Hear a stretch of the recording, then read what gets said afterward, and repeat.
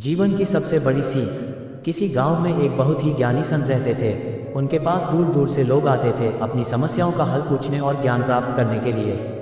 संत के पास एक युवक भी आया जो हमेशा दुखी रहता था।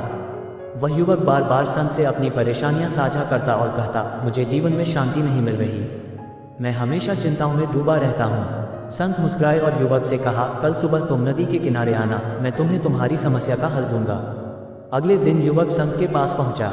संत ने एक कटोरी में नमक दिया और उसे कहा, इसे पानी में डाल दो और फिर पानी पीकर बताओ कि कैसा स्वाद है। युवक ने वैसा ही किया और तुरंत बोला, पानी तो बहुत ही कड़वा हो गया है।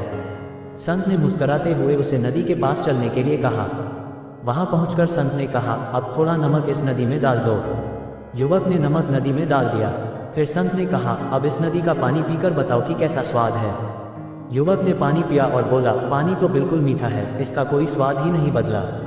संत ने समझाया, जीवन की समस्याएं भी इसी नमक की तरह हैं। यदि तुम अपनी समस्याओं को छोटे मन और सोच में रखोगे तो वे बहुत कड़वी लगेंगी, लेकिन जब तुम अपनी सोच और दृष्टिकोण को बड़ा कर लोगे तो वे समस्याएं भी नदी के पानी की तरह घुल जाएंगी और उनका असर कम हो जाएगा।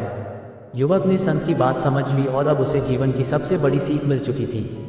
जीवन की परेशानियां हमें हर किसी को मिलती हैं, लेकिन ये हमारे ऊपर निर्भर करता है कि हम उन्हें किस प्रकार से लेते हैं। जितनी बड़ी हमारी सोच उतनी छोटी हमारी समस्याएं। शिक्षा। जीवन में समस्याएं सबके पास होती हैं, लेकिन उनका हल आपके दृष्टिकोण में छिपा होता है।